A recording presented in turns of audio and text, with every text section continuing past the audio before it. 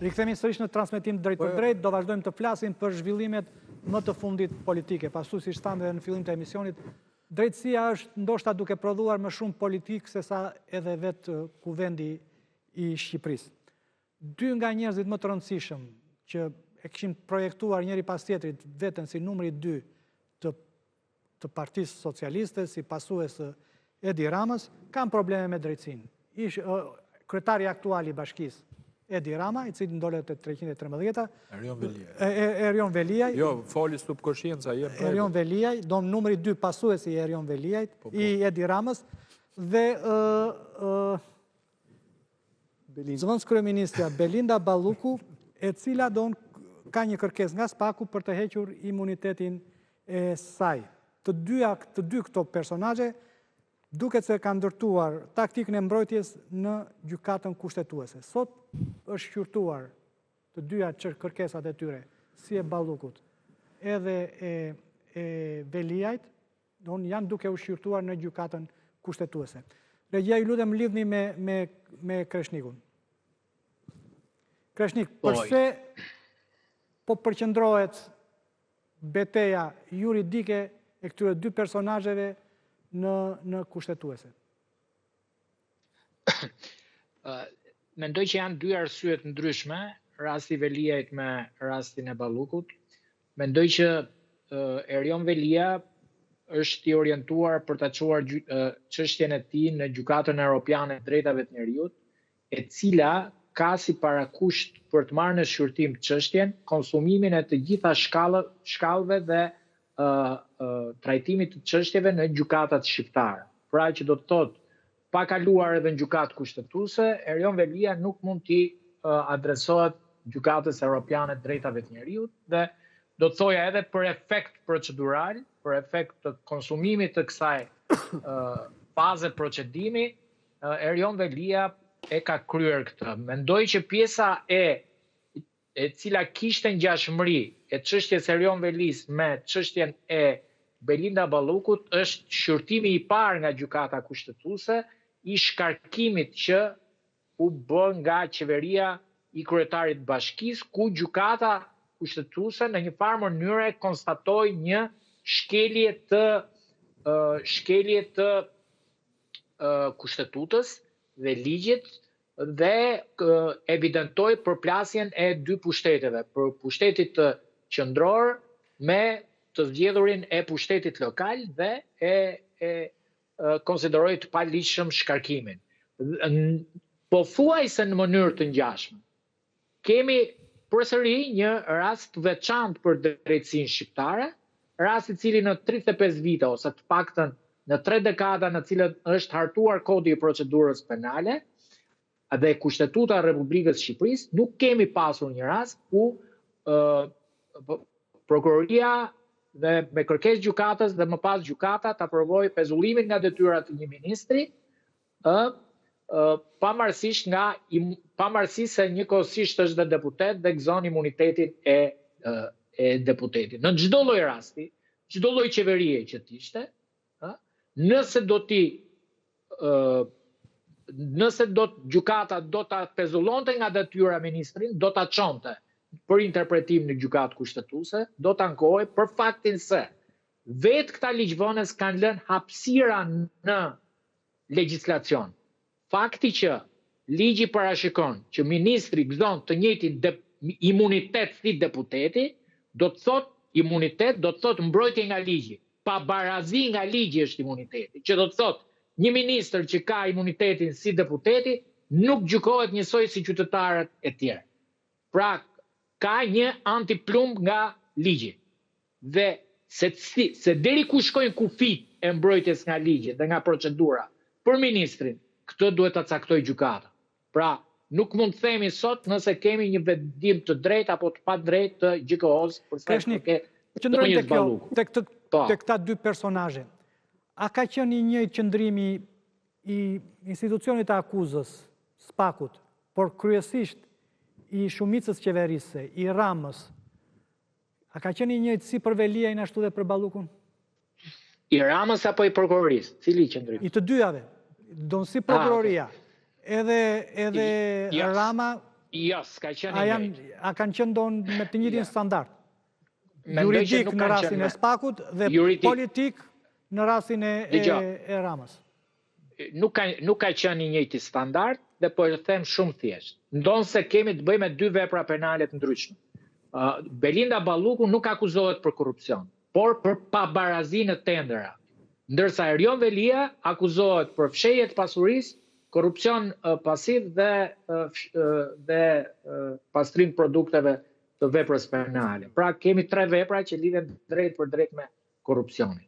Pavarësisht kësaj, po ta vëmë re, prokuroria ka shkuar drejt për drejt në masën e arrestit, në masën më të ashpër për Erion Velin, në masën e arrestit me burg. Ndërsa për zonjën Balluku, fillimisht ju komunikua akuza që në gjendje të lirë, u la afro 10 ditë, pas lënies lirë 10 ditë, u mor masa e pezullimit,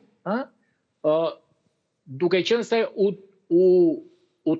situata u tensionua kur çështja shkoi në gjykatë kushtetuese dhe më pas u kërkua masa e arrestit me burg. Pra, ka kaluar 3 faza të ndryshme për Ballukun në raport me Erion Velin. Unë nuk po them nëse kush është vendimi i drejtë i prokurorisë. Po them që ka ndjekur një diskurs të ndryshëm juridiko-penal. Edhe për sa i përket trajtimit nga ana e qeverisë, mendoj që nuk ka qenë qëndrimi i barabartë. Të paktën deri tani. Pse? Qeveria e shkarkoi Erion Velin. Madje e shkarkoi për te kompetencave që ka pasur. Domethënë, historia tregoi që si e shpjegon këtë standard të dyfisht të Ramës? Standardin e dyfisht të Ramës, mendoj që ka qenë më larg me Erion Velin se sa me Belinda Ballukun. Unë mendoj që Erion Velin, Edi Rama e ka parë si një lloj rivali politik. Mendoj që Erion Velin e ka konsideruar si një fraksion në të ardhmen. Ndoshta të gjitha ato teoritë konspirative që diskutohen, të cilën me thënë drejtën nuk di, them, domethënë historitë që mund të ketë pas njerëz që e kanë nxitur e shikonin si pasardhës të Edi Ramës. Historia ka treguar që leadershipi politik shqiptar në 100 vitet e fundit, nga Ahmet Zogu, Enver Hoxha, Ilir Meta, Sali Berisha, Fatos Nano, deri te Edi Rama, pas disa vitesh bëhen paranojak këta. E kanë të pamundur të shikojnë një person në shkallë 2, 3 apo të 4, një person që t'i rivalizoj. Mendoj që këta e forcojnë pushtetin në momente të caktuara duke goditur profilet që ngrihen. Dhe dua ti kujtoj diçka gjithë publikut, që ka një thënie e cila është proverbiale, ku thuhet ata lider, nëse njerëzit nën leadershipin nuk forcohen, nuk bëhen më të mirë, nuk bëhen më të guximshëm dhe nuk rriten, atëhere këta njerëz nuk janë udhëhequr, thjesht janë përdorur. Dhe po ta vëmë re, të gjithë këta njerëz që sot janë PD apo PS janë njerëz të përdorur sepse Rama, Berisha, Meta nuk i kanë lejuar këta që të rriten, thjesht i kanë përdorur ata të cilët janë rritur, thjesht i kanë ekzekutuar dhe eliminuar. Ndërsa ndryshon çështja me zonjën Balluku, zonja Balluku ka qenë, është mendoj më luajale dhe më bashkëpunuese. E di atë pozicionin e vet, mendoj që nuk ka pasur ndonjëherë në i fantazi në mendjen e saj që t'i zëri vendin Edi Ramës, prandaj unë mendoj që ka pasur 2 qasje të ndryshme. Për në njërin rast është bërë zyrë avokatie për PS-ja, në rastin tjetër është bërë zyrë prokurorie për Erion. Okej, Ermal, i ta pyetje për ty. Tani, unë mendoj që askush prej këtyre dyve nuk ka menduar ndonjëherë që t'i zëj vendin Edi Ramës për sa koha apo deduksioni politik ka treguar që Përse shprehesh me kaq? Po sepse e di, sepse sa e kemi parë për plasje të numrave 2 me numrin 1 ka fituar gjatë gjithë kohës numri 1. Dhe Jo, ka raste si për shembull rasti Edi Ramës. U përplas me Nanon dhe Edi Rama nuk e fitoi nga përplasja. Ne dim shumë që Fatos Nano ndryshe nga aktorët e tjerë politik. I hapi rrugën Nano. Fatos Nanua japi rrugën. Ishte mekanizmi se si u përdor mediatik për thënë që Edi Rama po vinte... Tani, atë se e ka hapur rrugën, nuk Edhe jemi aq sigur dons.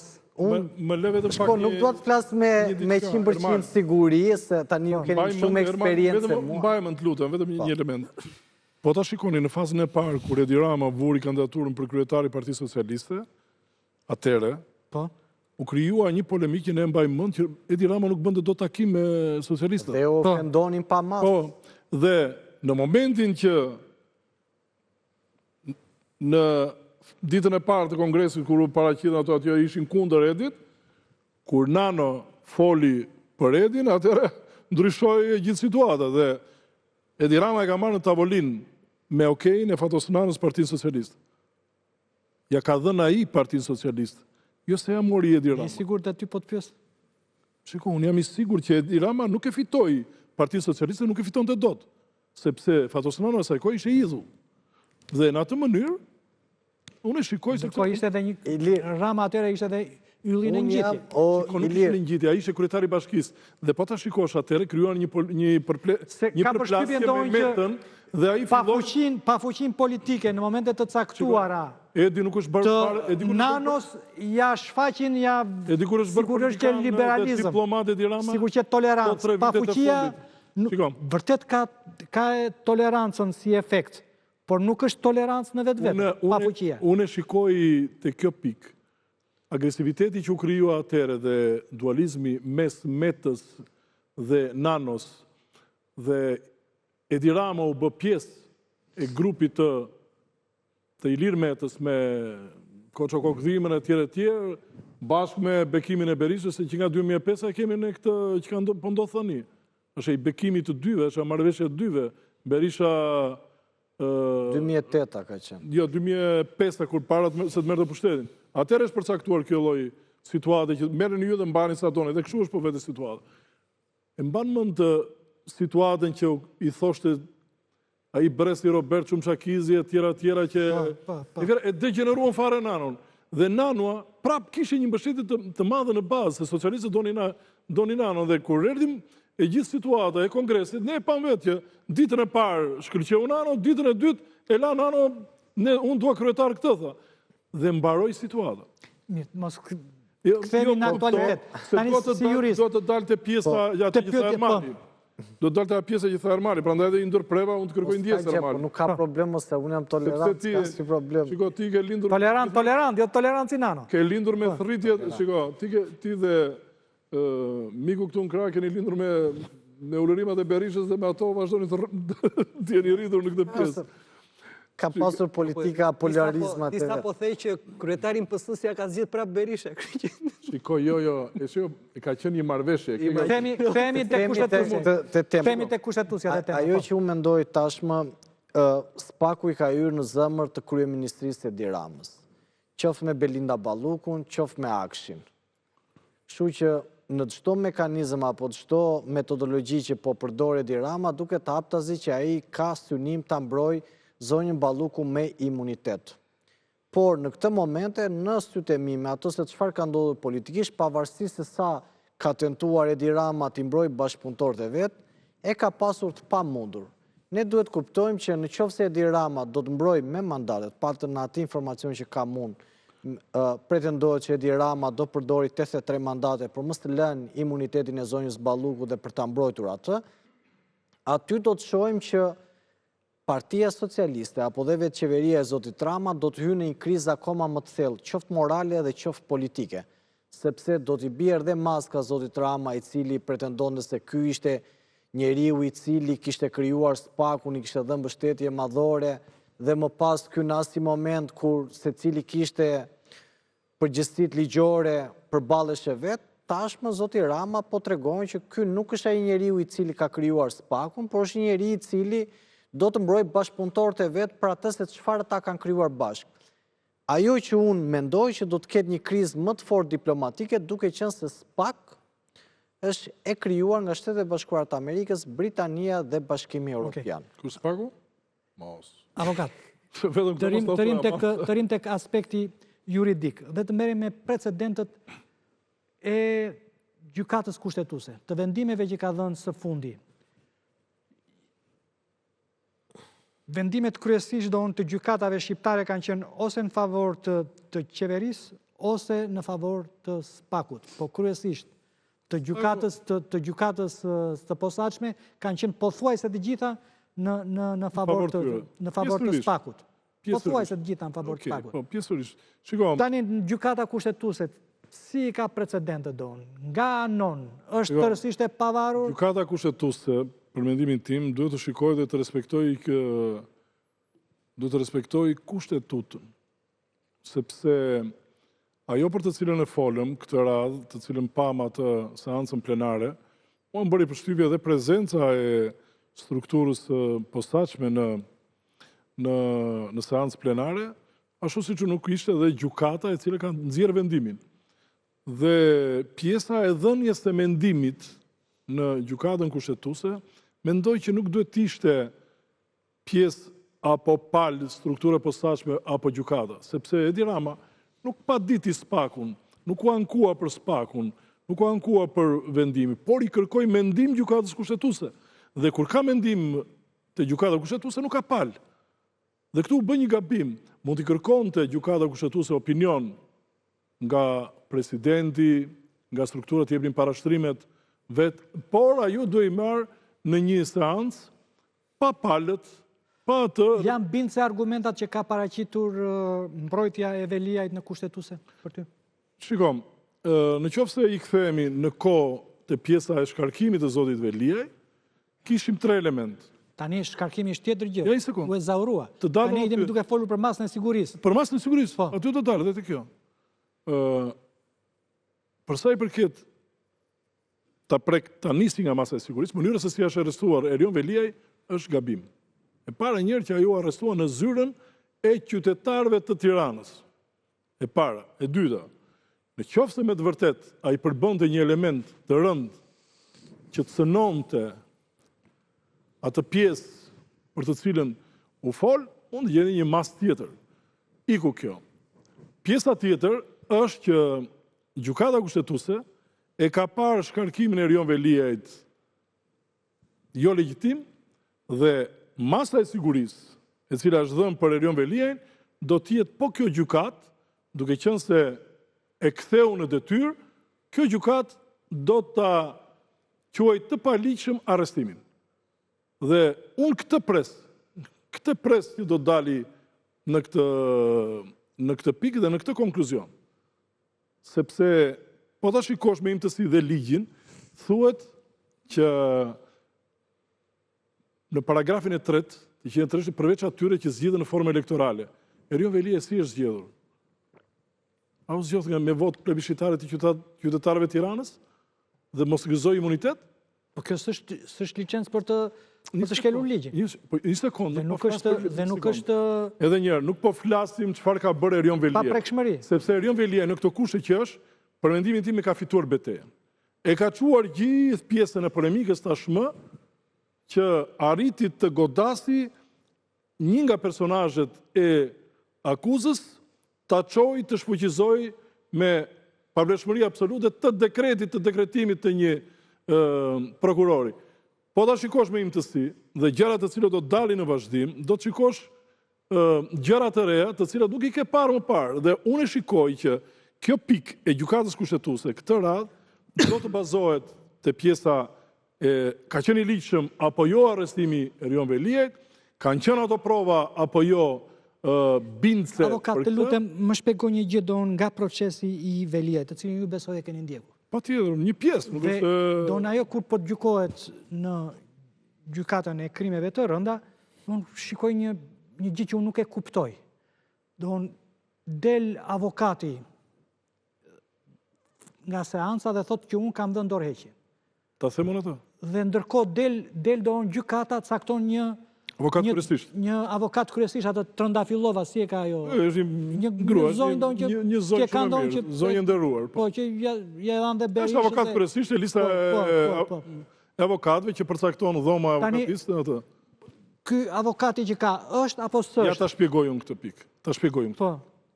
Shiko, Dhe përse bëhet kjo? Bëhet për të fituar kohë, për ta shtyrë procesin kalendat greke? Fare, është i tillë sepse ne kemi një gabim të jashtëzakonshëm te pjesa e procedurës penale. Kodi i procedurës penale i ka shumë mangësira dhe tani në këtë situatë, me këto procese, me një volum të jashtëzakonshëm dokumentacioni, provash e tjera fashikuj të cilat ka, nga 50.000, 70.000, 150.000, prisë s'ka dalë njëra me 200.000. Kush është tani këtë ka, se mos na ngeli pa avokat? Mos na ka ngelur pa avokat. Problemi është ky, ata kanë kërkuar që nga dita cilën kjo komunikua akuza zotit Veliaj, kanë kërkuar kohë për të studiuar dosjen. 10 ditë i cili është, 10 ditë afati kohor, nga dita që e merr të pandehur një person, nuk është i mjaftueshëm për në atë masivitet dosje të madhe, që ti të lexosh dhe brenda 10 ditësh të bësh kundërshtit për organin e akuzës dhe ti japësh opinione që ata të plotësojnë këto, dhe janë disa element procedurial. Ata nuk e arritën ta bënin këto. Pra ky është një element dhe një defekt që doli tani me pjesën e procedurës. Pjesa tjetër është duke shkuar te pjesa në gjykat, te gjykatësi i seancës paraprage. Gjykatësi i seancës paraprage, të gjithë avokatët nxjerrin pretendimin që ne nuk arrim dot të lexojmë dosjen.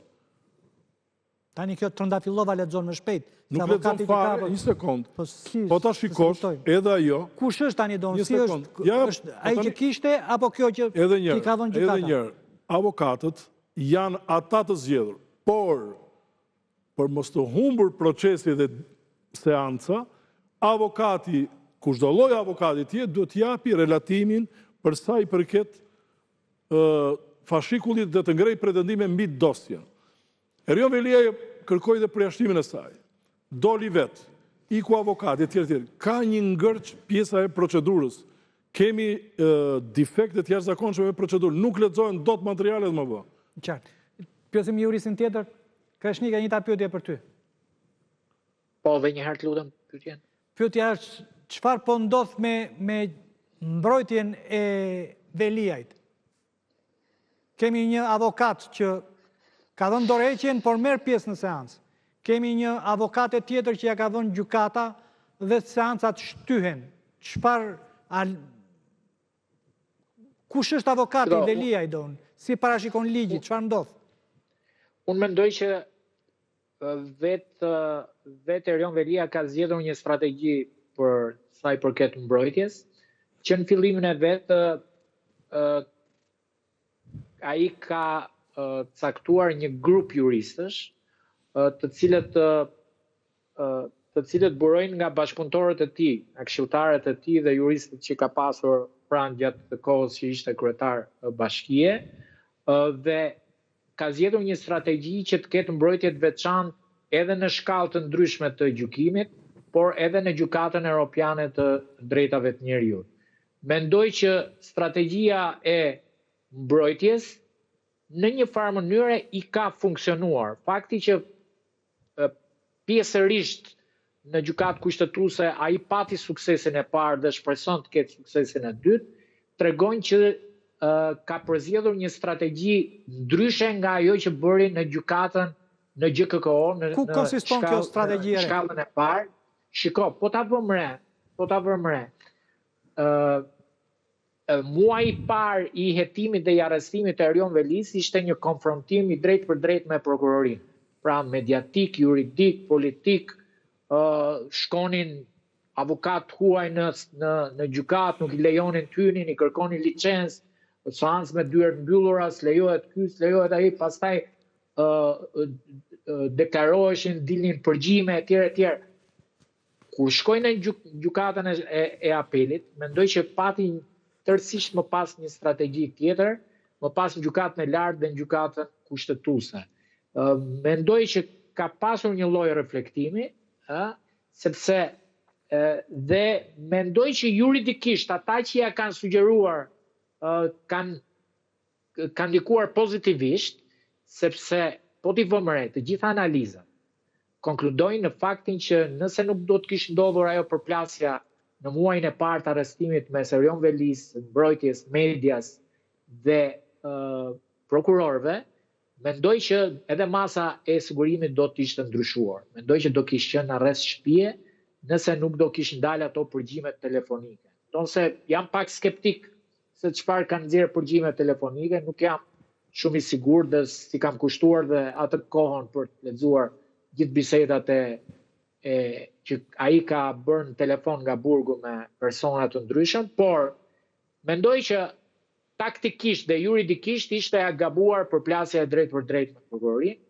Mendoj që nëse kjo mbrojtje që po bën tani në gjykat kushtetuese, gjykat lartë, do të ishte realizuar që në shkallën e parë, kur doli për shurtim masa e sigurimit, besoj që Erion Veliz do ishte zbutur masa e sigurimit. Ky është mendim personal i imi.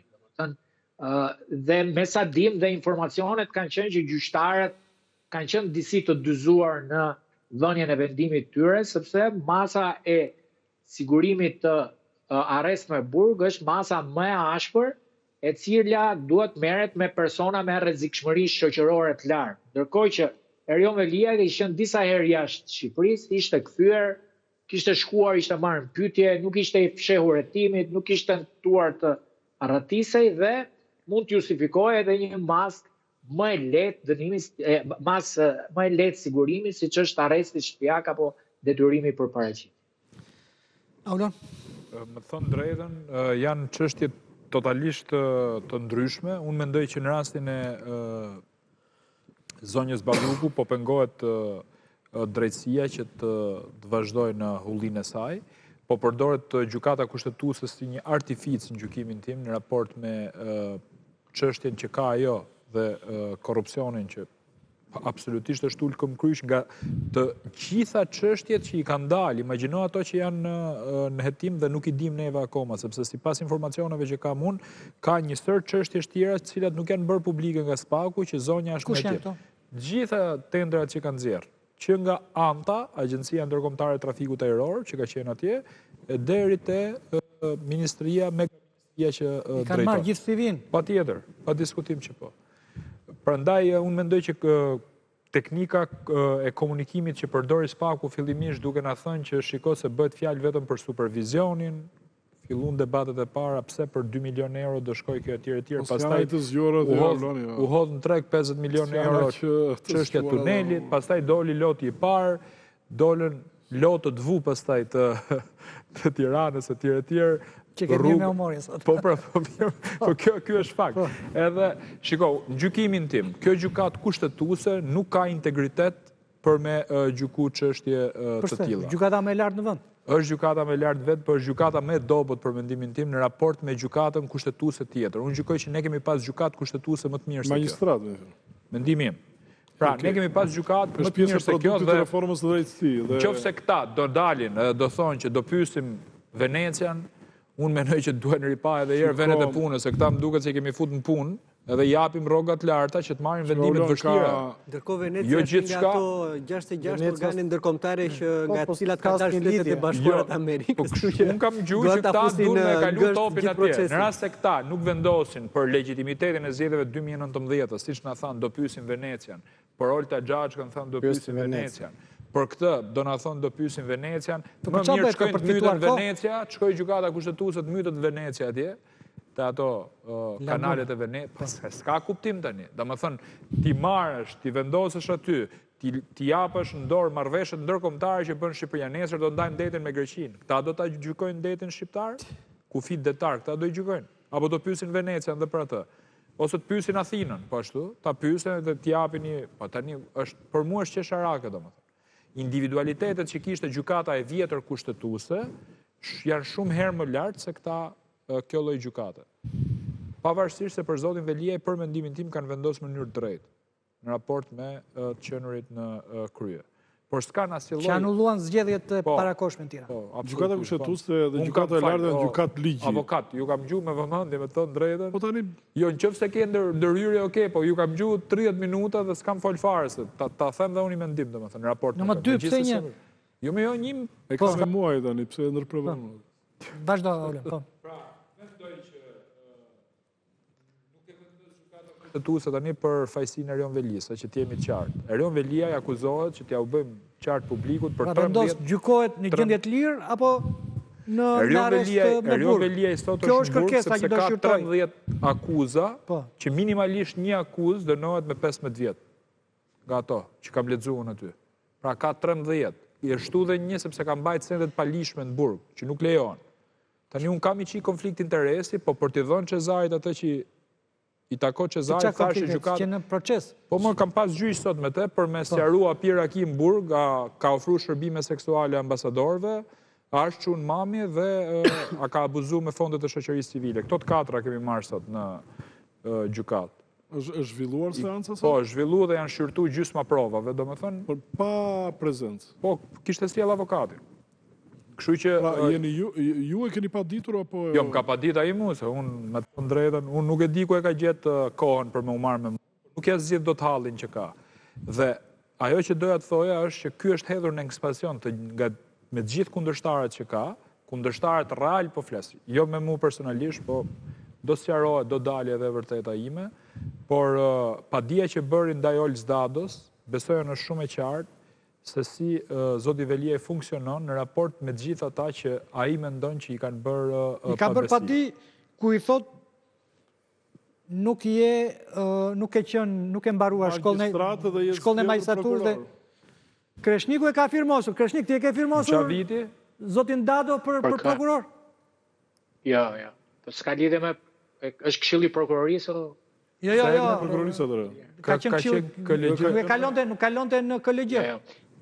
Olsi Dado në kam pas student në fakultet, po s'kam pas marrëdhënie pune, jo. Okej, si e parashikon ligji do? Qëndron akuza padia që ka bërë Veliaj apo jo do, që nuk i takon të emëroj prokuror, sepse nuk ka bërë magjistraturën. Ndërkohë tjerët tonë që është 7 vjetë, kishte përvoj 7 vjeçare si jurist dhe si që ligji atëhere? Me thënë drejtën, nuk i kam hyrë në themel kërkesës për ankesën që i është drejtuar prokurorit. Ajo është një histori e cila ka ndodhur para 15 apo 20 vjetësh, as nuk jam dieni për këtë. Është emëruar nga Këshilli i Prokurorisë, në atë periudhë nga prokuroria përgjithshme, dhe s'kam dieni më shumë. I ka pas... Po, përfundet. Po, edhe mund kam të drejt ta marrë, do unë. Po, përfundoj. Që është në ekspansion dhe gjithë atyre që i që kundërshtar politik. Një analizë vogël dhe me Ramën dhe ta mbyllun këtë historinë. Raportet e Erion Velis me Edi Ramën tani janë raporte në dijenin time dhe në informacionin që unë kam që është që Zoti Rama i ka kërku bashkëpunim Erion Velis në të moment. Nga burgu. Bashkëpunim për çfarë? Po për vetë pozitat që është Zoti Rama në Partitë Socialiste, me luftën e hapur që ka me zonjën Belinda Ballugu, këtu tha që Zoti Veliaj përfaqëson të një fraksion. Në fakt edhe zonja Belinda Ballugu përfaqëson një fraksion. Brenda qeverisë, e jo më brenda Partisë Socialiste. Ju e dini që ajo ka disa ministra në qeveri, po ashtu e dini që ka emëruar dhe disa deputet me cilët ka punuar, qoftë edhe në qarkun e Fierit. Dhe Zoti Rama, duke u lëkundur këtë lloj balancash, ka kërku një bashkëpunim me Zotin Veliaj. Avokatët e Zotit Veliaj, cilët janë nga Shtetet Bashkuara të Amerikës, e kanë këshilluar që ai të rrijë neutral. Por njerëz shumë afër Erion Veliajs tregojnë që nuk pranohet ky lloj bashkëpunimi për shkak se Zoti Veliaj e di shumë mirë që në prapaskenë Zoti Rama po bën çmos që Veliaj të bëj më shumë se 15 vjet burg. Këto janë informacione të cilat dalin pikërisht nga tryeza e ngushtë e Erion Velis. Nuk është intrigë politike. Njerëzit e Erion Velis e dinin çështjen e Akshit shumë përpara se sa të ndodhte. Dhe kanë shpreh në përrethë të ngushta. Pra Zoti Rama është në një pikë shumë kritike sa që ka kërku bashkëpunim Erion Velis nga burgu. Kaq kisha. Qartë. Që mund të jetë e vërtet kjo përkon edhe me momentin që pam në parlament 3 ditë më parë, 4 ditë më parë. Në fund të fjalës së tij tha nuk prova për Erion Veliajin. Prova në një moment në cilin po fliste për bordin e paqes dhe futi edhe Spakun dhe Veliajin te bordi i paqes si sanduiçi i allit i tij. me thënë personal që ka me drejtësinë. E kërkuar ishte në fakt, ishte jashtë kontekstit, tërësisht. Ishte përkon me shqetësimet që zoti Rama ka me drejtësinë, por zoti Velia mund ta shqetësoj nga pikpamja e mbajtjes së rregullit brenda PS-s, mund të ketë të pakënaqur për mënyrën se si u bë një protestë e fuqishme atëre në momentet e para që u arrestua zoti Velia, pastaj pati një treshe, shkarkimi, gjithë kjo loja që u bë, por nga ana tjetër problemi real nuk e ka me Veliajn, e ka në oborin e vet, në zyrën e vet, se zonja Balluku është në zyrën e vet. Edhe nëse deri dje për Ametaj, Tahiri, Beqa, nuk e di, është një listë shumë e gjatë me emra.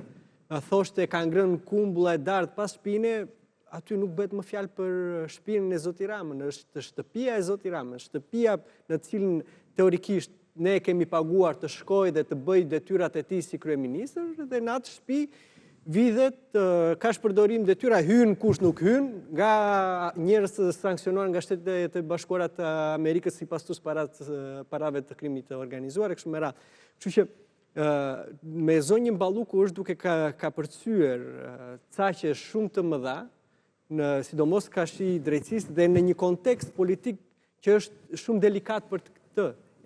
Jo vetëm për mbajtjen e mazhorancës, sepse bëhet fjalë për hetime që janë intensive nga ana e prokurorisë, por edhe për sanksione që mund të vinë vetë atij, sepse çfarë kemi parë këto kohë? Kemi parë që ndërkohë që kemi folë për çështjen e zonjës Balluku në kushtetuese, kemi parë që në kushtetuese ne shohim të dërguar me punë të ambasadës së Shteteve Bashkuara të Amerikës, të BE-s, të vendeve të ndryshme të mjafton këto dyja dhe japi mesazh. Dhe ka një presion sepse din që mund të bëhet ndonjë lojë aty nga zoti Rama, i cili e ka ngritur dhe atë retorikën e vet ndaj gjyqtarëve në përgjithësi, nëse kemi dëgjuar ju kujton rrogat, pasi rritën rrogat e deputetëve, që janë 140 aty, ja 30 bëjnë punë, 110 të tjerë marrin rroga kot.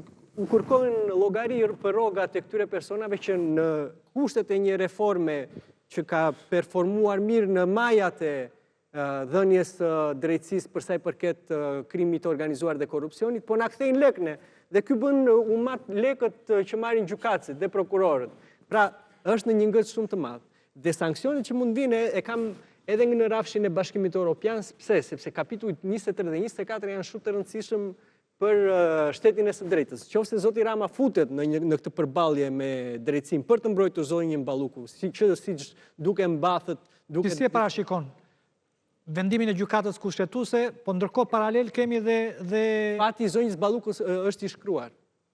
Janë prerë fijet, në zonja Balluku do përballet me drejtësinë, do humbas imunitetin edhe të qenë deputet. Pra Rama do ta lëshojnë, do votojë. Rama nuk ka në dorë të lëshojë. Rama do luftoj për të dhënë përshtypjen zonjës. Ka 83 vota. Mund t'i ketë. Po kishte reforma është votuar me 140 vota dhe një pjesë e tyre as nuk donin ta votonin. Çfarë do të thotë kjo? Nuk është një reformë që kanë bërë këta. Pra ti le të kuptohet që deputetët e Partisë Socialiste pavarësisht dëshirës së tyre nga presioni ndërkombëtar do votojnë heqjen e imunitetit të zonjës Balluku. Strategjia që kemi parë këtu ka qenë kjo. Ka dalë dosja e parë për tunelin e Llogaras. Po. 50 milionë euro. A bëm sikur se pam ato, tha zoti Rama vazhdojmë përpara. Diferenca e deklaruar nga zotja Muaj që nisi jetimi. Tani unë midis nesh jemi këtu në studio dhe personave që ne paguajmë me taksat tona për të nxjerrë vajin e ujin e zi këtyre që na fusin duan xhep, unë besoj ata. Jo, një sekond. Për sa i përket pastaj çështjeve të tjera, ne kemi parë që pas tunelit kanë dalë paktën gjitha lotet, si sa dhe Auloni, edhe më shumë kanë për të dalë. Dhe kjo do ta vendos zoti Rama midis mbijetesës politike të zonjës Balluku dhe juridike, apo një trysnie shumë të madhe që mund vijë nga sanksionet e jashtme, sepse pse u sanksionua qeveria në Kosovë? Se nuk kishte mjete sanksionimi, kishte mjete presioni në Kosovë, apo jo? Nga partner. Dhe këtu ka mjete presioni, ne jemi në një proces integrimi, drejtësia është e vetmja gjë që po na bën të ecim përpara në procesin tonë të integrimit. Pse për çfarë po ecim? Për shëndetësinë, për ambientin, për sigurinë ushqimore, për sigurinë kibernetike, për çfarë po ecim përpara? Për diellën? Jo, vetëm Spaku është ai që na ka bërë të ecim përpara. Drejtë mori vetëm sepse disa persona po shkojnë përpara drejtësisë dhe vetëm këtë na kanë kërkuar, po mbyllin undën në Europë, po thonë hajde bëni punën te shtëpisë, dënoni këta që kanë vjet dhe mund t'ju fusin dhe zoti Rama do ta pengojë këtë. Në qoftë se bën këtë akt politik me 83 mandate, do ta vendos vendin përballë zgjedhjes së Europës apo Ballukut, të Shteteve të Bashkuara apo Ballukut, integrimit apo Ballukut. Edhe nëse bën këtë dhe ja hedh paq, atëherë ai do bëhet, kam përshtypjen, diçka më e madhe se zotin to, ose do bëhet një hiç i madh me njëherë. Dyja, është all or nothing. Bjerada tani. Shikom, më vjen keq që këta lexojnë me manualin e një pjesë politike si du t'jetë, e vërteta. Unë e shikoj që edhe në atë betejën që ka ndodhur atëherë me ato protestat që bëri... Jemi të gjykata kushtetuese. Çfarë vendimi parashikon ti si jurist? Për cilin, për zonjën Ballukut? Po. Do respektohet kushtetuta. Do vendoset vija e demarkacionit që pushteti i drejtësisë ka hyrë në zonën e pushtetit ekzekutiv. Dhe kjo ka ndodhur, sepse një ministër nuk pezullohet. Kjo është njëra betejë. Po kjo është beteja kryesore. Jo, beteja kryesore është në parlament, që do t'i hiqet apo jo imuniteti. Pasi bën gabimin, që vepruan gabim, shkuan ashtu si që duhet të shkonin. Pra, kërkesa që vajten të Këshilli i Mandateve, është ajo rruga e dur. Ajo ishte rruga e dur që duhet bënde struktura e posaçme. Tani, përsa i përket... Këshilli i Mandateve në parlament si parashikon? Shikom, në qoftë se ata i kanë lexuar ato prova, çfarë kanë sjellë e tjera. Në qoftë se ato janë me vërtet prova bindse dhe binden që janë me të vërtet vepra penale të cilët kanë ndodhur apo me fjalë gjë për të tillë Edi Rama, mazhoranca nuk do të lëshoj më askënd me gabimet që janë bërë që do të fusin burg, pastaj të gjejmë provat. Me fjalë, nuk lëshon më, ashtu siç bëri me zotin Veliaj, që tha e bëri atë retorikën... Përse është kjo pika e kthesës? Përse se mundet të bëj edhe më përpara. Mund të bëj... Ka bërë kthes për Erion Veliaj, lërët farton. Është vazhdim Gentian, një sekundë. Zoti Babaramo ishte ministri i Europës i Gjermanistu, zoti Krishba, një nga shqetësimet kryesore atë kishte, pengesën që po i bëjnë këta drejtësisë në rastin e Ballukut. Kështu që është një pyetje shumë e madhe. Po aty muret kanë vesh. Po tani me mure po flet. Jo, po sepse ka takuar deputet të opozitës të mazhorancës. E di çfarë ndodh me dinamikën e një hetimi. Problemi është. Po lere hetimin këtu, hetimin. Ora një sekondë. Hetimin na kanë dalë, ai shumë dosje. Po Gendi ti që ke kaq politikë sa s'bën vakimo vëllani. Jo, politik jeni ju që jeni jurist, ju e ktheni te protesta. Në qoftë se ka një provë shumë bindse.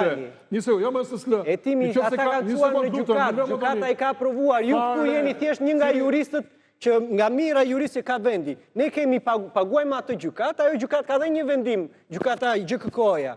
Tani ne duhet i bëjmë gjyqin GKK-s në studio, një gjyq i cili nuk ka përveç vlerës së opinionit publik. Të lutem se ti më duket dëgjoj më. Tani o do më dëgjosh ose fol.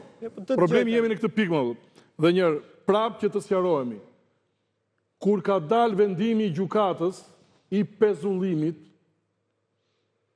ai ka kërkuar mendim nga gjykata kushtetuese se ja lejon kushtetuta. Në rregull. Ashtu siç të thash që nuk kishe pse të ishte seanca plenare me palë. Nuk duhej fare. Fare nuk duhej bërë. Jemi në kushtet që pushteti i drejtësisë ka hyrë në fushën e pushtetit të ekzekutivit. Një sekondë. Ne japim pushtet politikanëve që të vjedhin dhe të jemi mund... Ore, flet kushtetuta më Gendi tani, mërë qapë.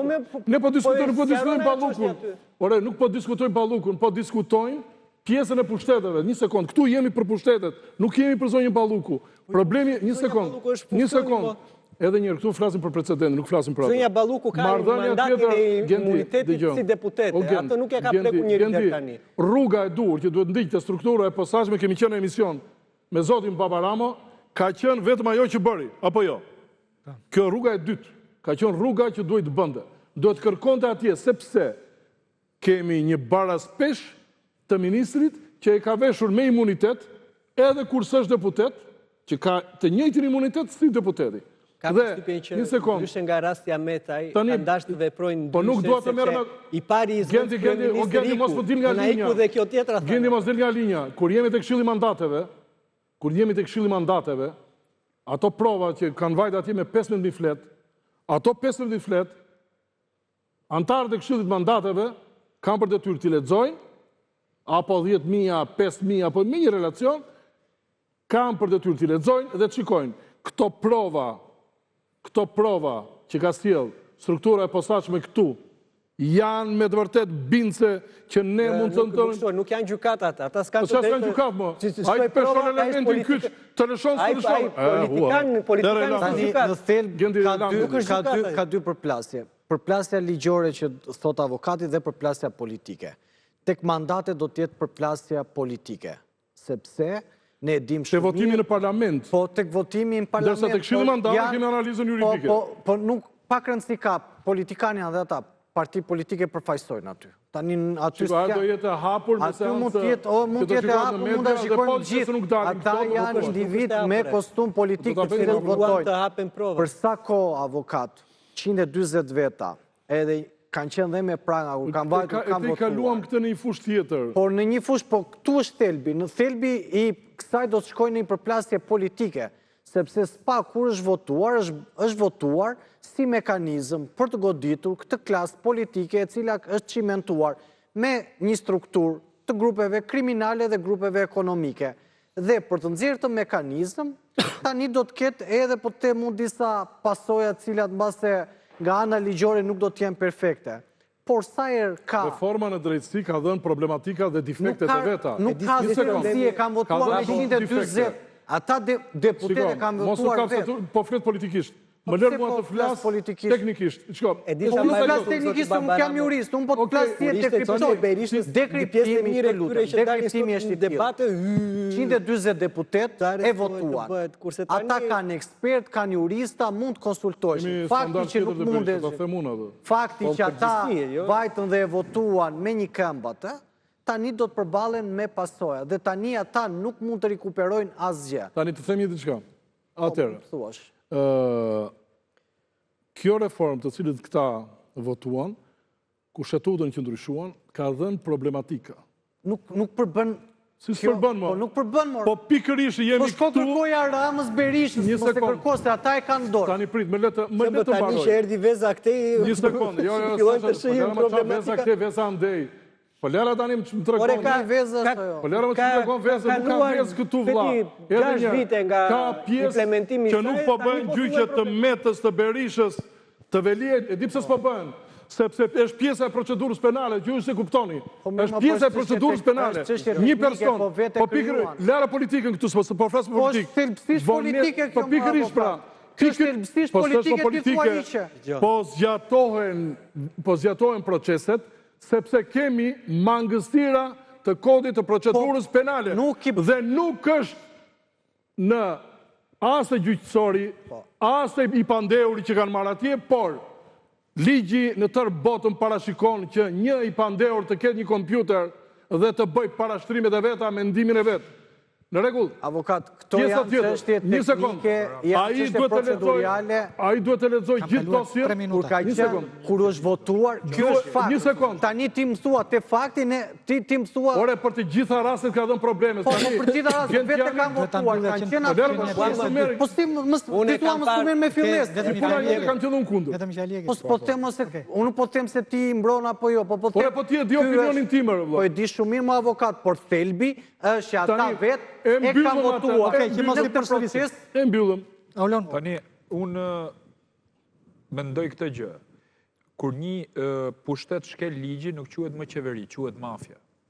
Po të shikojmë që sjellje që po ndodh në qeverinë shqiptare, këtu nuk kemi të bëjmë me ekip qeveritar, kemi të bëjmë me ekip mafios. Edhe ato pasazhe që kanë dalë për median, nuk i kanë nxjerrë SPAK-u.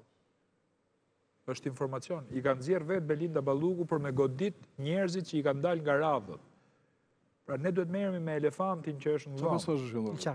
Kjo zonja po shantazhon bashkëpunëtorët e vet që i kanë ikë nga radhët. Në rast se Arben Ahmetaj ishte i fiksuar pas letrave dhe ka dokumentu korrupsionin me letra, Belinda Balluku e ka dokumentu korrupsionin me video. Në thelbi Ky ishte emisioni për sot, rishemi tonën tjetër. Natë e mirë gjithë.